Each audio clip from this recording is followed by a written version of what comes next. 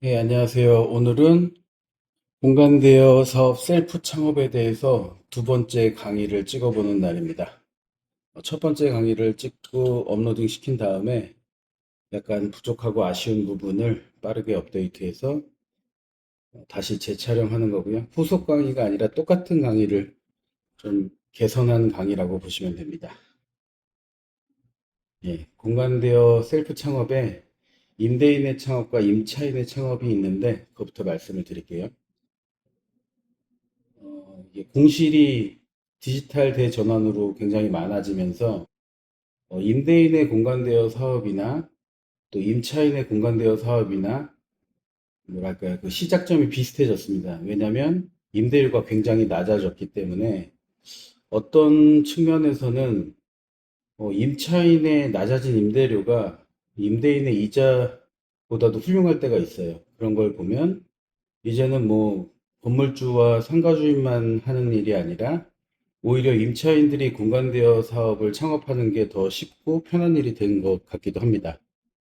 각자의 입장을 조금 살펴보면 임대인의 공간대여 사업은 그마저도 임차인이 뭐 낮아진 임대료에도 선택하기 어려운 위치일 수도 있기 때문에 목표가 위기관리라고 한다면 임차인은 도심 한복판에도 임대료가 굉장히 낮아졌기 때문에 기회를 발견하고 도전하는 목표가 될 수 있을 것 같습니다.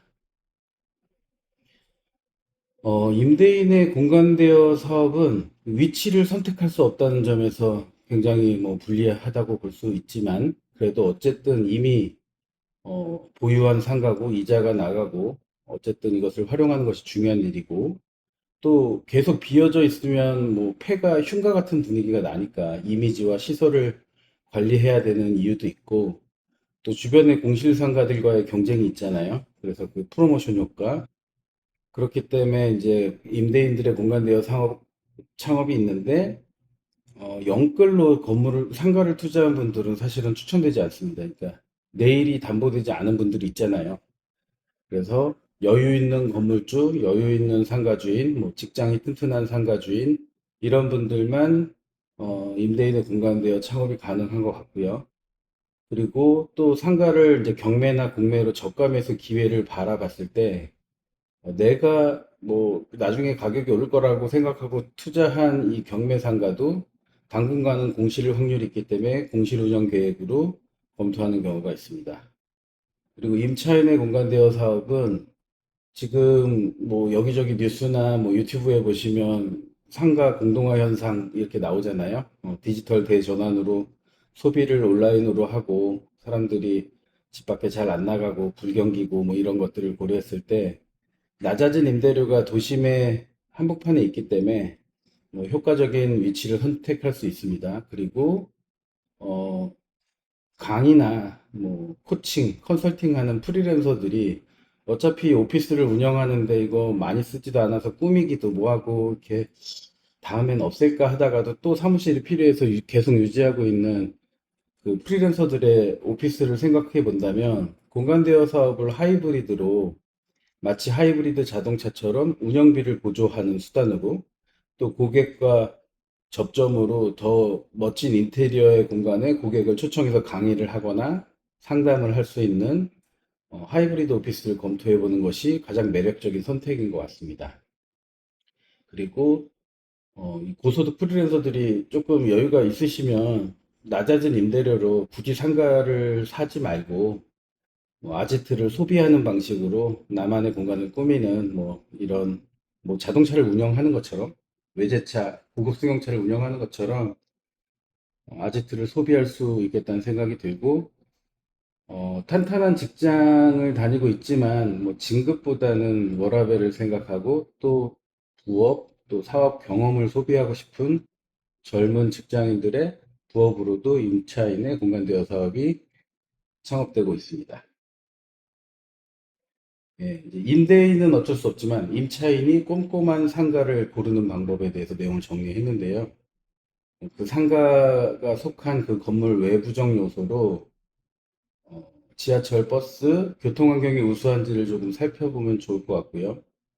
또 기업들이 비즈니스 미팅이 활발한 지역인지도 살펴보면 좋을 것 같고, 큰 기업들도 중요하지만 작은 기업들도 회사의 내부 회의실이 부족할 수 있으니까요. 그리고 사람들의 유동인구는 많지만 지나가는 지역이 아니라 소비가 활발히 이루어지는 뭐 술도 먹고 밥도 먹고 친구도 만나는 소비 상권이 잘 발달한 지역인지를 살펴보고 그 중심 상권은 당연히 아직 임대료가 유지되고 있기 때문에 그 한 블록 뒤편으로 지하철역 한 5분 거리 쪽에 상가를 잘 찾으시면 효과적인 비용의 상가를 알아볼 수 있을 것 같습니다.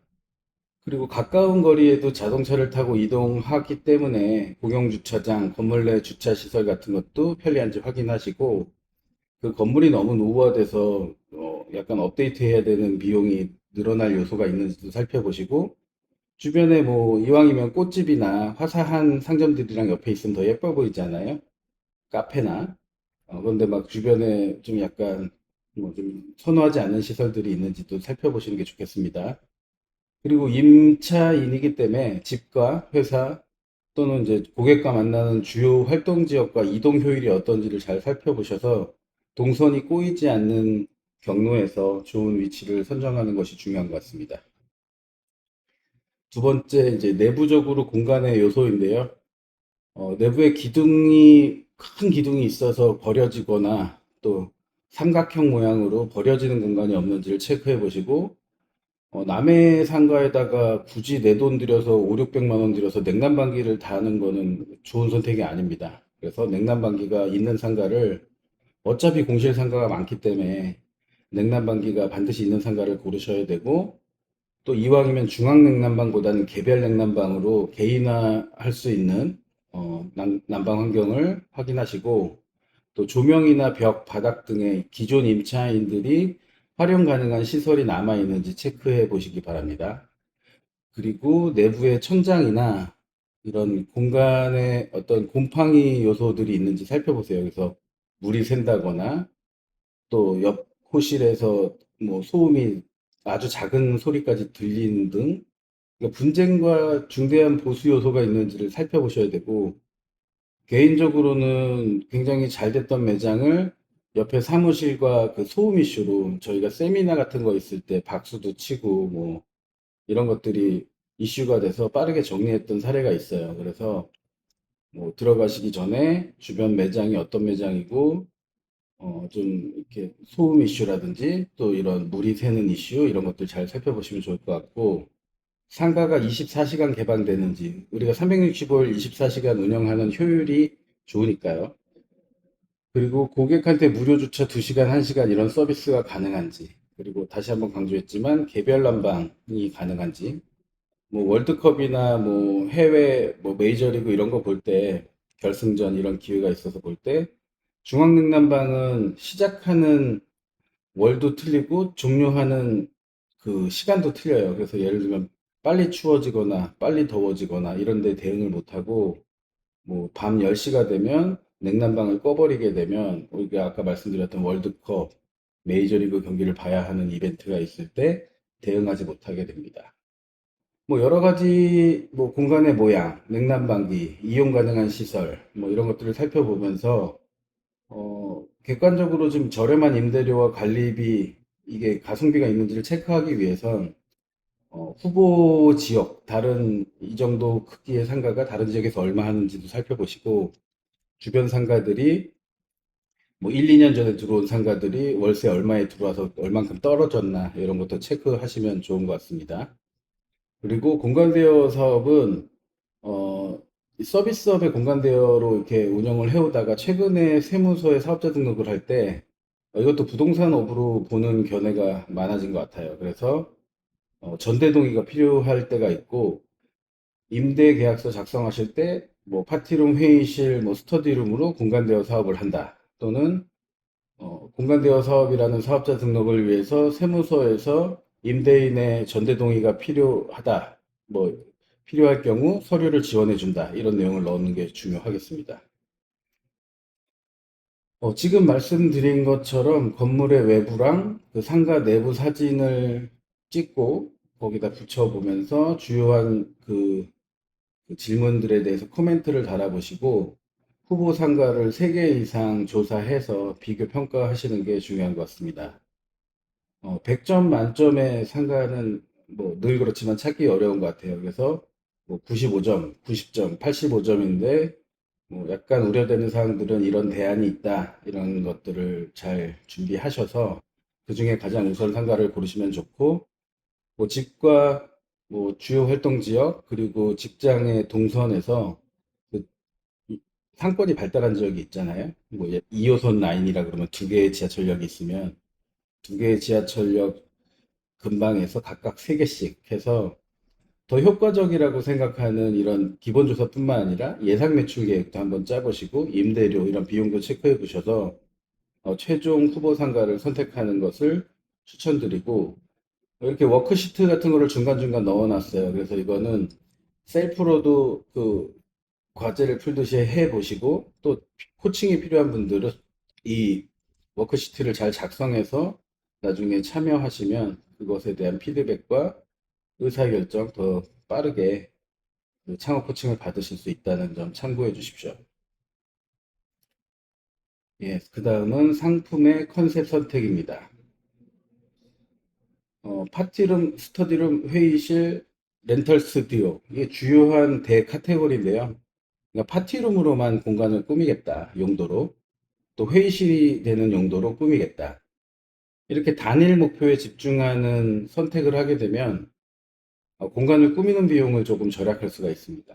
그리고 용도를 다양하게 확장하는 방법으로 우측에 보시면 굉장히 많은 용도가 있는데, 제가 그 6년간 운영해온 파티앤스터디는 이렇게 용도를 다양하게 하고 쓰임새를 확장하는 데 목표를 두고 있고, 파티 하나만을 바라보면서 공간대여 사업을 하는 거, 회의실 하나만을 바라보면서 공간대여 사업을 하는 것보다는 이게 안정적이고 제3의 공간으로서 비전이 있다, 차별성이 된다, 이렇게 생각을 하고 있기 때문에 저는 그렇게 하고 있습니다. 하지만 창업 예산과 뭐 하이브리드 오피스로 그 자기가 선택하는 어떤 공간의 컨셉을 정하셨을 때 어떤 게 더 적절한지를 보시고 판단하시면 좋을 것 같습니다.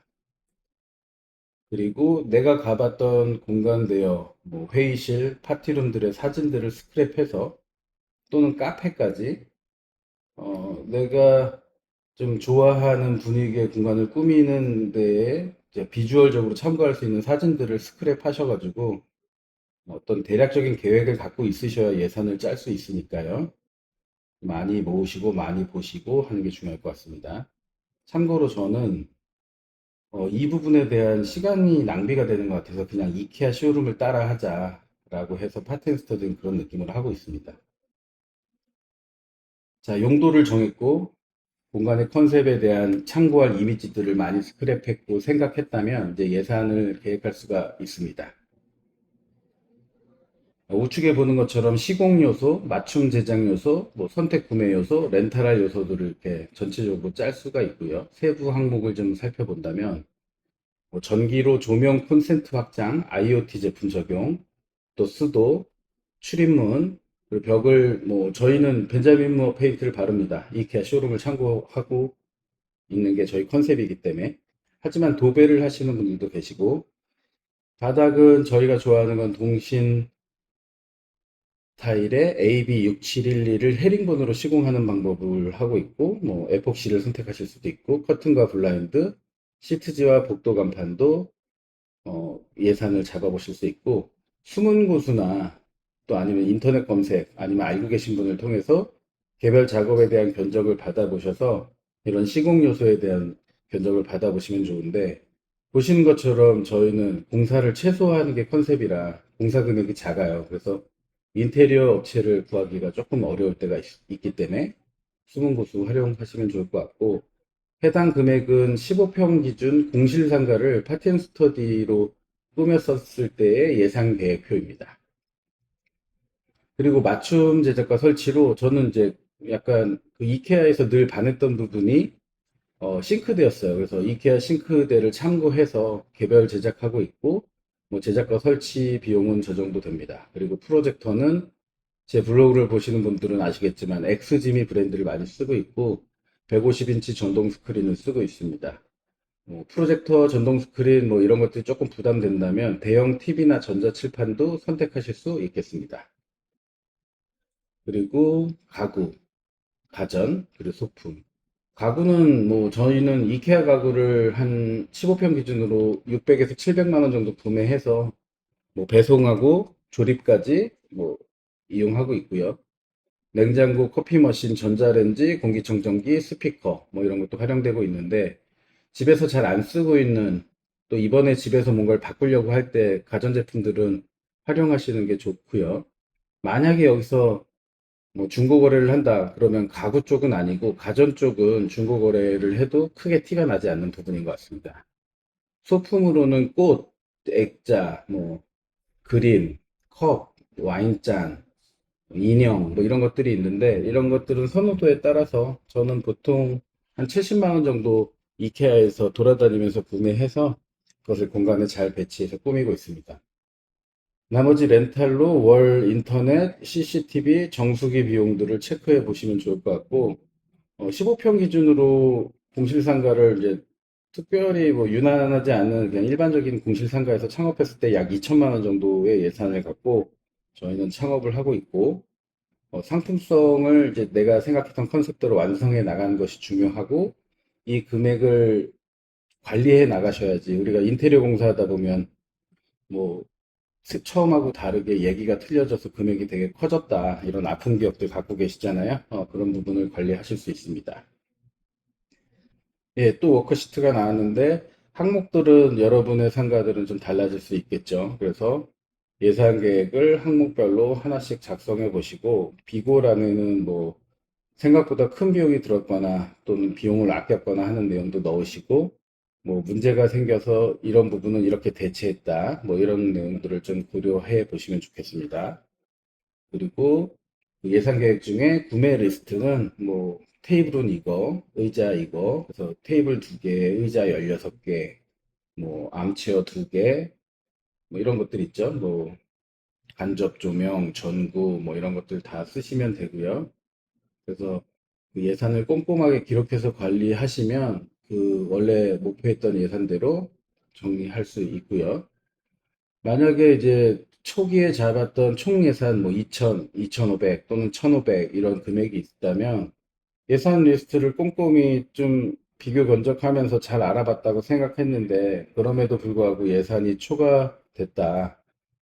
그러면 시공 요소에서는 난이도가 낮은 페인트를 좀 셀프로 칠해 보신다든지 또는 이제 싱크대를 줄이거나 프로젝터를 조금 저사양으로 낮추신다는 거. 그리고 가장 그 예산을 맞추기 좋은 것은 구매 항목을 축소하는 건데요. 뭐 핵심 가구들은 물론 다 사야 되겠지만 좀 꾸밈과 약간 좀 컨셉을 유지하는 가구들은 공간 대여 사업을 하시면서 보충해 나가는 약 80% 정도 가구 가전을 사신 다음에 20%는 실제 이제 쓰이는 손님에 따라 더 적합한 가구나 가전으로 구매하는 항목이 있고, 이렇게 해서 초과 예산에 대한 관리하는 방법이 있지만, 가장 중요한 거는 상품성을 훼손하지 않고, 하는 것이 중요하고, 가구 가전을 한 90%, 85% 구매한 다음에 시작하는 거가 추천드려요. 왜냐면, 뭐 공간에 어떤 손님들이 오는지를 찾아보고 그 손님들에 맞춰서 그분들이 좋아할 만한 소품, 가구, 가전으로 하면 도움이 되니까요. 예, 그리고 공사 계획과 관리.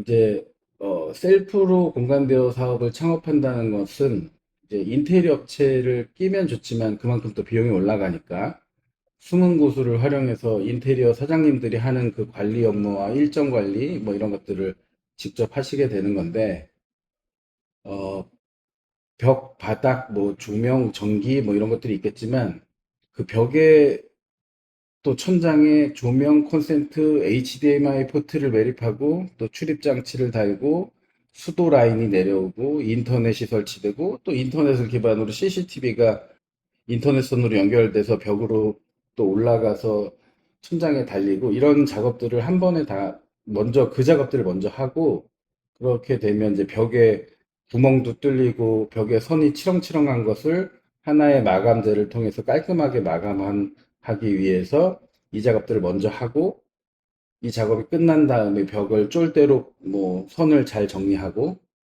뭐 파인 부분, 뚫린 부분들은 마감하고 페인트를 칠한다거나 도배를 할 수 있고, 그 다음에 이제 천장에서도 먼지가 엄청 떨어졌고 벽에서도 먼지가 엄청 떨어졌던 상태에서 대청소를 한번 하고 바닥 시공을 할 수 있고요. 그 다음에 간판과 시트지, 블라인드는 조금 자유롭습니다. 목표는 깔끔한 마감입니다. 막 자취방에 막 옛날에 그 선이 치렁치렁 해가지고 막 벽을 타고 올라가고 막 꼬여 있고 이런 것들을 관리하기 위함이고, 또 작업자가 다시 와야 되거나 또 보수 작업이 여러 번 발생하는 것으로 비용이 늘어나고 시간이 늘어나는 것을 예방하기 위한 효율적인 시공 업무 계획, 일정 계획이 필요하고 관리가 필요합니다. 예, 워크시트에 이제 가구 배치 계획을 세워 보셔야지 조명은 어떻게 할지, 또 콘센트가 어디에 있어야 되는지, 또 수도 라인이 어느 쪽으로 내려오면 좋은지 이런 걸 확인하실 수 있고 한번 작성해 보시고, 공간의 크기와 이제 구매하시는 가구 이런 것들의 이제 치수 정보 확인하셔서 예, 작성해 보시면 좋을 것 같고, 또 천장 쪽에 조명 레일을 어떻게 설치할 건지, 전구 색깔은 어떤 것으로 할 건지, 또 스위치 구분을 어떻게 해서 뭐 프리젠테이션 모드일 때, 파티 모드일 때, 아니면 그냥 토론하는 회의의 모드일 때, 뭐 이렇게 그 컨셉을 스위치로 구분한다거나 이런 계획을 짜볼 수 있겠습니다. 그리고 가구가 배치됐을 때 이제 가구 사이사이에 이제 노트북을 전원을 연결한다거나 또 HDMI로 프로젝터를 이제 영상을 전송하는 거, 그리고 이런 부엌 쪽에는 냉온 정수기, 커피 머신 또는 온수기 같은 게 있을 때 콘센트를 확충해야 되고, 또 그 차단기를 별도로 구분해서 안정적인 전력 운영을 위해서 콘센트 확산 계획을 이렇게 짜 놔야 되고, 이런 계획이 있어야 수능 고수들이 빠르게 작업을 해요. 그 다음에 뭐 했죠? 그거 안 했죠? 그거 다 끝났나 했는데, 아, 아차차차, 이것도 해주세요. 이렇게 되면 마감도도 떨어지고 비용도 늘어나고, 계획을 초반에 좀 잘 세우시는 게 중요하고, 전동 스크린이 천장에 고정될 때, 또 프로젝터가 천장에 고정될 때 천장 쪽에 콘센트 넣는 거, 그리고 출입 장치와 연결될, 또 간판과 연결될 콘센트를 만드는 거, 이런 것들 다 고려해서 콘센트 계획을 짜보시기 바랍니다. 저희는 EM락이나 데드볼트를 출입키로 활용되고 있고, 스마트 플러그를 꼽아서 온오프로 원격 관리를 하고 있어요. 근데 요즘에는 워낙 출입 장치들이 다양한 게 많아요. 원격으로 관리할 수 있는 도어락도 있고. 중요한 건 출입문 타입이 중요합니다. 그래서 뭐 출입문 같은 거 문의하실 때 보면 보통 업체들이 문 밖에서 한 장 찍고 문 안에서 한 장 찍고 문틀 쪽으로 해서 사진 한 장 찍어서 줘라. 그러면 뭐 가능한지 알려주겠다. 이렇게 얘기하거든요. 그래서 출입문 타입에 맞는 출입 장치를 설치하는 게 좋고, 저는 데드볼트를 가장 선호하고 있습니다. 네. 그리고 프로젝터 모델에 따라서 뭐 예를 들면 그 스크린과의 거리가 3m, 4m, 5m 이런 거 체크하시고, 그래야 이제 콘센트 확충할 위치, 뭐 전동 스크린도 그렇고 프로젝터도 그렇고 뭐 그런 것들, 그리고 천장의 조명하고 냉난방기 등 방해 요소를 최소화시키는 계획도 같이 짜야 되니까 그런 것도 검토하시는 게 좋겠습니다.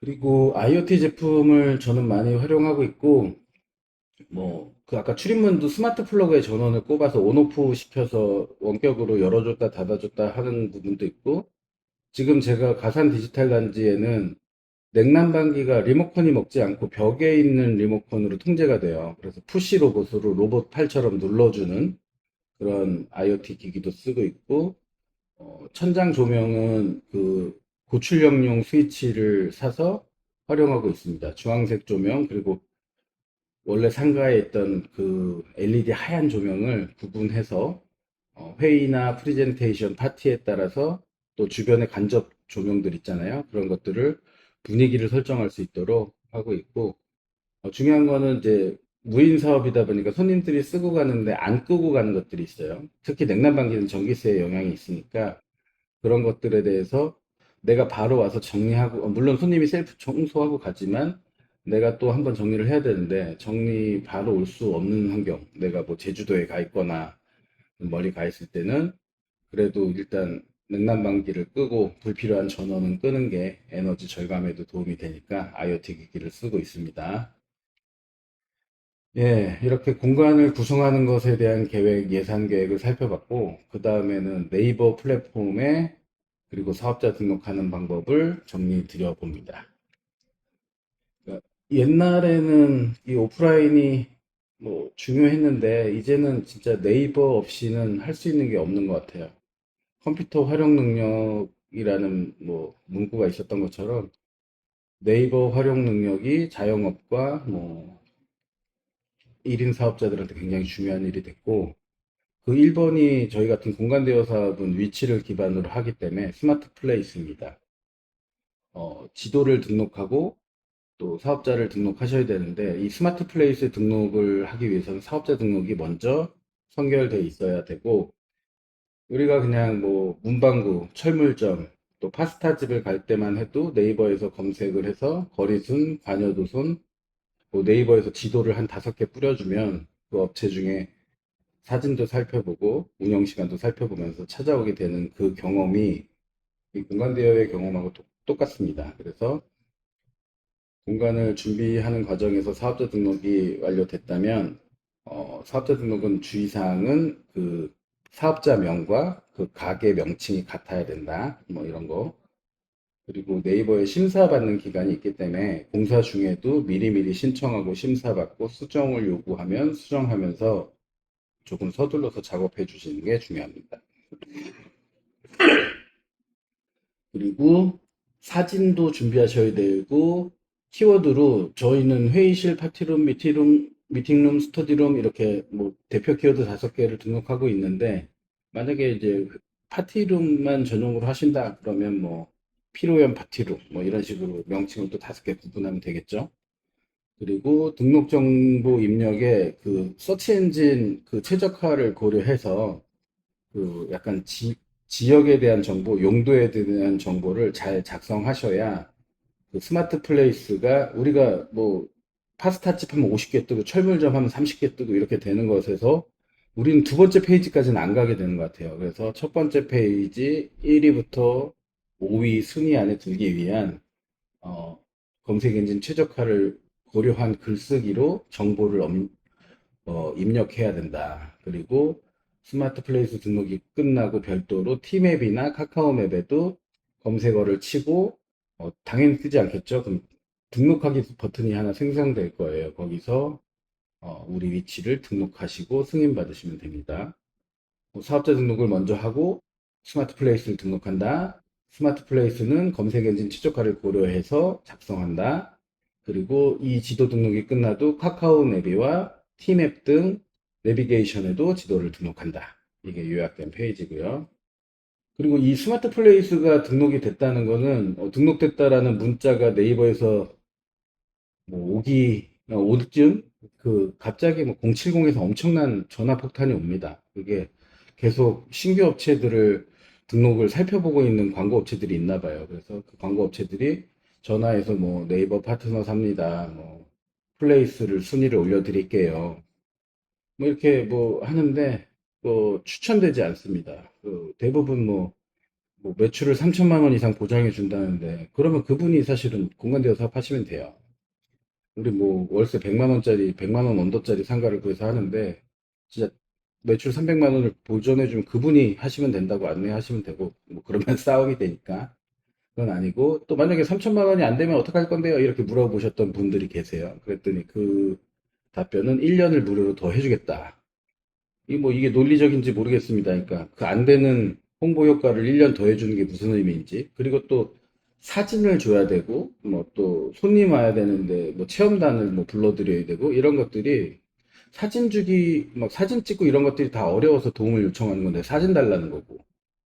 또 어쩌면 손님을 받아야 되는데, 체험단들이 왔는데, 무성의하게 체험단들이 쓰고 가고, 뭐, 공간이 진짜 필요해서 쓴 사람하고 그냥 우리가 가짜로 쓴 후기들 다 파악이 되잖아요. 그래서 그런 것보다는 차라리 내가 뭐 우리 동네 사람들을 대상으로 내 지인들을 대상으로 무료 사용 경험을 주는 이벤트를 만드는 게 낫지. 스마트 플레이스 등록 후 갑자기 폭탄으로 전화가 오는 그분들은 뭐 추천되진 않습니다.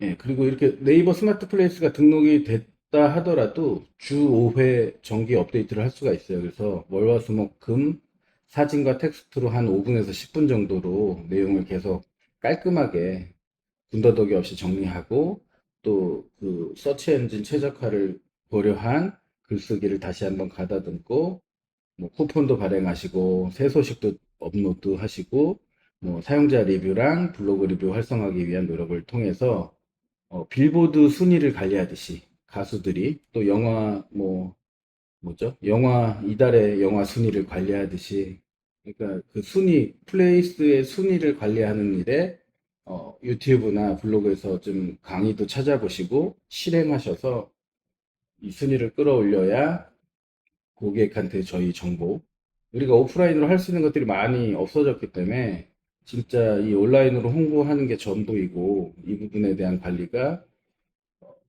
공간대여 사업의 성장의 핵심입니다.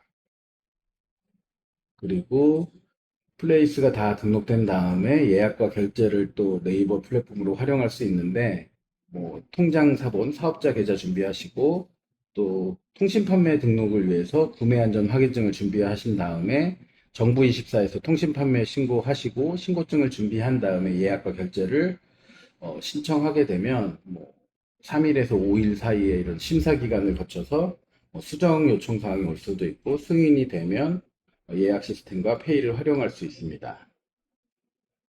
공간을 예약하고 결제하는 것에도 어쨌든 고객들은 네이버를 신뢰하고 편리하게 생각하고 있다는 점을 고려했을 때 지도 등록부터 예약 시스템, 페이 이런 것들은 필수 요소라고 생각해 주시면 좋을 것 같습니다. 그리고 또 네이버의 블로그, 톡톡, 스마트콜, 또 소액으로 지역 소상공인 광고, 플레이스 광고들이 있는데 이런 것들을 잘 활용하셔서 그 장사를 이제 홍보하셔야죠. 우리 공간을, 용도를, 지역을. 그래서 이런 부분 다 이제 네이버 뭐 검색이나 유튜브에 잘 나와 있으니까 매뉴얼을 한번 보시고 잘 따라 하시면 좋고 블로그가 특히 꾸준하게 일일 일 포스팅 하시면서 뭐 오늘 하는 광고는 6개월 뒤에 효과가 있을 것이다. 이런 꾸준하고 뭐 뭐죠? 급하지 않은 마음으로 그 검색 엔진 최적화를 고려한 글쓰기를 하시고 톡톡으로 언제든 고객이 문의했을 때 빠르게 응대하는 뭐 이런 대응이 필요합니다. 말씀드린 것처럼 컴퓨터 활용 능력의 시대는 이제 옛날 말이 되어버렸고 네이버 활용 능력의 시대가 온 것 같습니다. 블로그는 일일 1포스팅, 그리고 최신 이미지 반복해서 사용하시면 안 되고, 주요 핵심 키워드를 제목에 넣으셔야 되고, 그 키워드를 내용에 여러 번 반복하셔야 되고, 이런 것들은 유튜브나 네이버에 그 검색 엔진 최적화 글쓰기, 뭐 이런 식으로 검색을 해보시면 좋을 것 같고, 유료 광고도 효과적이지만, 뭐, 이렇게 블로그를 꾸준히 쓰는 것만큼 효과적이거나 본질은 없는 것 같습니다. 예, 말씀드린 것처럼 사업자 등록을 먼저 하고 또 사업자 등록을 할 때 임차인의 경우 임대계약서에 공고한대여 사업 용도에 대해서 쓰고 전대동의서가 필요할 때 지원받는다라는 내용도 반드시 반영하시고요. 그리고 난 다음에 뭐 네이버 스마트 플레이스에 등록하고 또 구매 안전 확인증, 통신 판매증을 받고 네이버 예약과 엠페이, 톡톡 이런 것들 등록해 나가시는 거고요. 이런 부분들에 대한 궁금함증은 이게 너무 매뉴얼이고 그냥 이거 다음 이거, 이거 다음 이거, 이거 다음 이겁니다. 이렇게 설명해야 되는데 이런 것들은 그냥 유튜브나 네이버에 내용을 보시면 검색해 보시면 매뉴얼이 잘 나와 있으니까 반복해서 보시고 이 효율적인 등록 업무를 한번 요약해 본 건데 상황이 조금 달라질 수도 있지만 참고하셔서 시간 낭비 없이 이 등록하는데도 한 2주 걸려요. 공사하고 가구 꾸미는데도 2주 걸리기 때문에 같이 출발해서 같이 완료해 나가는 준비가 필요해 보입니다. 예, 그리고 다 끝나갑니다, 여러분. 네, 판매 가격과 예상 매출 계획. 판매 가격은 주변 경쟁자들, 공간 크기, 분위기, 기능, 판매 가격 살펴보시고, 리뷰를 통한 고객의 평가도 살펴보시고, 내가 봤을 때 내가 만들 이 새로운 공간 대비해서 차별성으로 장단점, 이런 것들을 주변에 있는 경쟁자들 3개, 5개를 평가해 보시면서 내 가격을 정하시는 게 중요하고요. 바로 옆에 선택지가 있으면 글로 갈 확률도 있으니까요. 하지만 워낙 공간적인 품질이 틀리다, 눈으로, 사진으로 티가 난다 할 때는 가격을 올릴 수 있겠죠. 또 공간의 크기도 그렇고요. 공간의 크기는 뭐 사람들을 수용할 수 있는 인원의 어떤 그 가능성도 있기 때문에 그런 부분을 고려하셔서 가격 조사를 하는 워크시트를 작성해 보시고, 또 이제 내가 월별로 어떤 판매 시간과 어떤 예상 매출이 되겠다, 우리가 판매 가격을 정했다면 이런 것들 볼 수 있겠죠. 그래서 뭐 12월에 송년회 이런 것들은 뭐 우리가 고객을 찾아 나서기보단 고객들도 우리를 찾아 나섭니다. 좋은 분위기의 공간을. 특수가 있고, 3월, 9월은 개강이 있어서 우리 주머니 사정이 또 조금 위축되면 그만큼 소비가 좀 줄어드는 달인 것 같아요. 또 5월은 가정의 달, 뭐 이런 것들이 있고, 내가 있는 지역이 직장이 많은 지역이라고 하면 뭐 3월, 6월, 9월, 12월에는 뭐 분기가 마감되고 사업 계획 같은 것도 짜고 이런 게 있으니까요.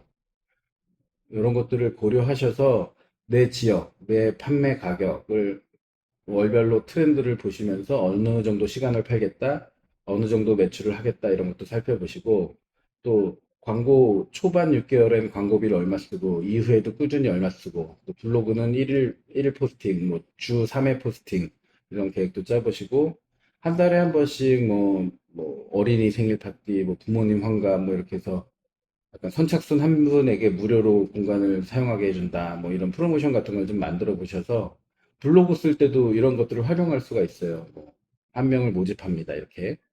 그리고 모임 만들기, 독서 모임, 뭐 내가 지금 운영하고 있는 모임을 가져오시기도 하고요. 그래서 이제 이런 예상 사업 계획서, 예상 매출 계획을 한번 작성해 보시는 게 중요하고, 그 마케팅이나 이 광고 예산을 5만 원, 10만 원, 15만 원이라도 꾸준히 집행하는 게 중요합니다. 이거 사업으로 보셔야 되고, 단골이 많이 쌓일 때까지는 이 부분을 잘 운영을 하시고, 오늘 광고하는 돈은 6개월 뒤에 효과가 있겠다라는 좀 차분한 마음을 갖고 하셔야 되는데, 이달에 광고했는데 이달에 손님 없어요. 첫 달은 굉장히 매출이 희박합니다. 우리가 여기 있는지도 모르고, 우리는 또 공간대여 사업이다 보니까 뭐 1층에 아이스크림 가게가 아니라 2, 3층에 뭐 회의실이잖아요. 그래서 온라인으로 충분히 광고가 되고 뭐 이런 것들이 중요합니다. 그래서 이런 걸 작성해 보시면 좋을 것 같습니다. 그리고 기타 정리 사항은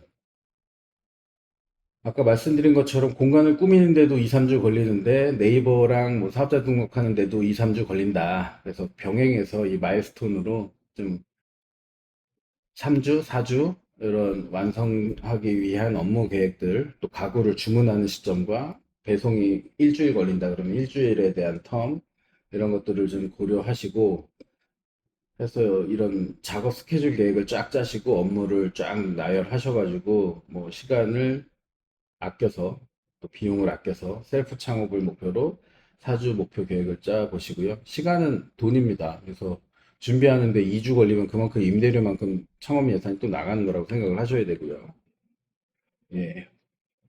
그리고 공간이 완성되면 그 블로그나 뭐 인스타그램을 하기 위해서 사진을 찍기도 하지만, 이 사진은 어떤 엑스레이처럼 공간을 찍어가면서 사진이 안 예쁘게 나오면 사진을 예쁘게 나오게끔 가구 배치나 소품을 좀 다르게 할 수 있는 검증 도구도 됩니다. 그런 거 활용하시고, 아까 계속 반복해서 말씀드렸는데 검색 엔진 최적화에 대한 글쓰기로 스마트 플레이스, 블로그 이런 거 늘 작성하셔야 되고, 계속 유튜브나 이런 데 좋은 강의들, 뭐 네이버가 이번에 정책을 바꿨어요, 뭐 이렇게 하면서 강의 나오는 것들 있으니까 한번 살펴보시고요.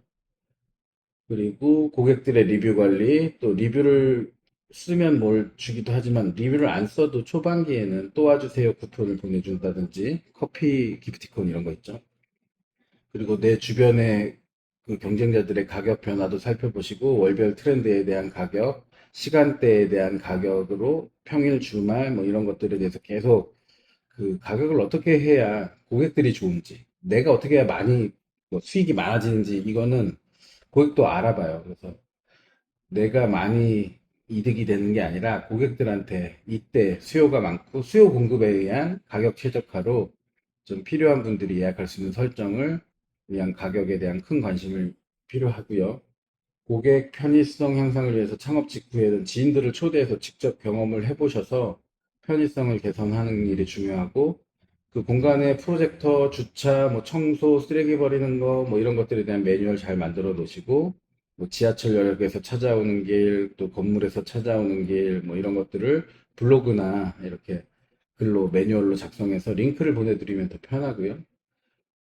디지털 대전환으로 우리가 디지털 마케팅 광고가 중요하지만, 그래도 배너 같은 것들을 큰 건물 단지에는 곳곳에 배치하면 좋고, 출입문 앞에는 명함을 제작해서 명함 거치대를 놓고, 이게 뭐 하는 곳이지 이렇게 살펴보다가 명함을 가져갈 수 있도록 하시는 거. 그리고 이웃 상가들도 고객 공간을 이용할 고객이 될 수 있습니다. 그래서 간단하게 인사도 하시고 오픈 사실을 알리시고, 또 현장 결제를 위한 카드 단말기도 검토해 보시고, 네이버 예약뿐만 아니라 스페이스 클라우드, 뭐 여기어때, 에어비앤비 등 다양한 예약 플랫폼 등록도 검토해 보시면, 어쨌든 다 노출이 되는 거니까요. 뭐 한번 검토해 보시면 좋겠습니다.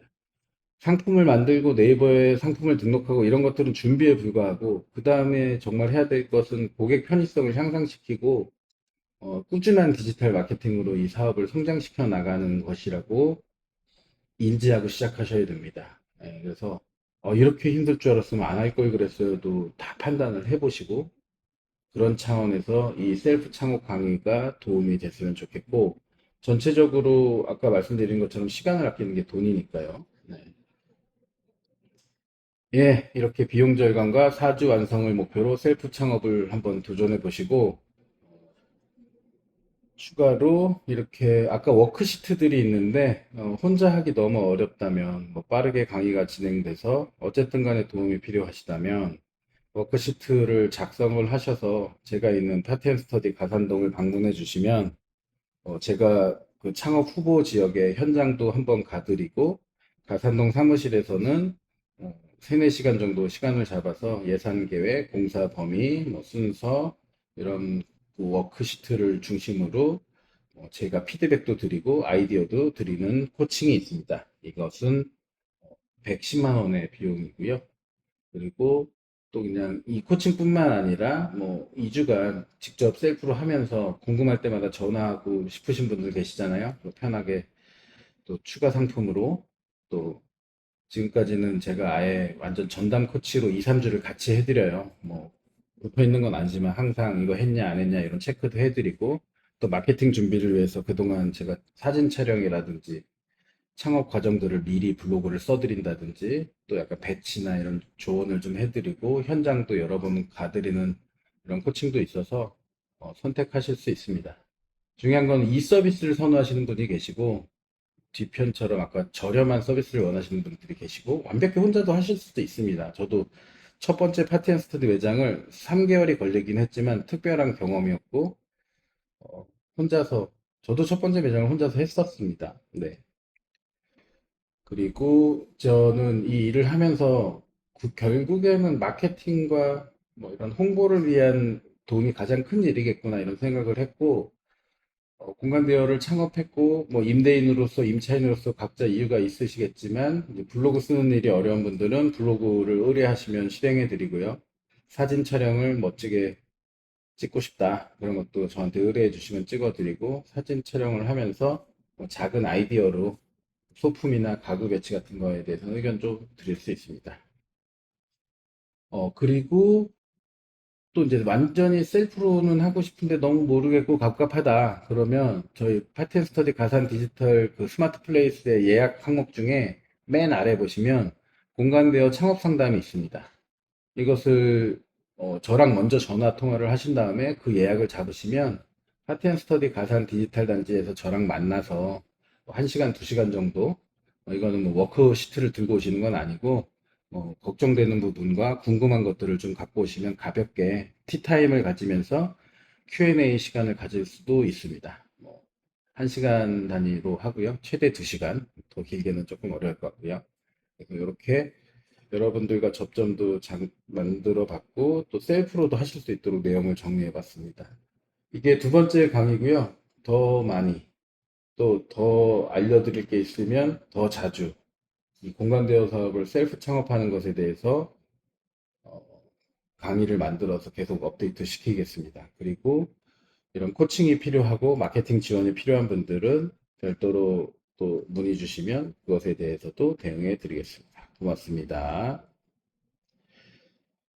예. 파티앤스터디 네이버에 검색해 보시면 아인스키친닷컴이라는 제 메인 블로그에 뭐 공실 탈출, 공실 활용, 뭐 제가 생각하는 공간 대여 사업에 또 제가 만든 파티앤스터디에 대한 브랜드, 공간의 용도 이런 것도 살펴보시면 좋고 제가 글 쓰는 타입이나 어떤 그 패턴을 보시면서 그저 나름대로는 그게 검색에 유리한 패턴이라고 생각하고 쓰고 있거든요. 공부하면서. 그래서 검색 엔진 최적화에 대한 글쓰기에 제 방법도 한번 참고해 보시면 좋겠고, 예, 진짜 끝났습니다. 다시 또 업데이트 드리도록 할게요. 예, 셀프 창업 파이팅이고 코칭이 필요한 분들 연락 주세요. 고맙습니다.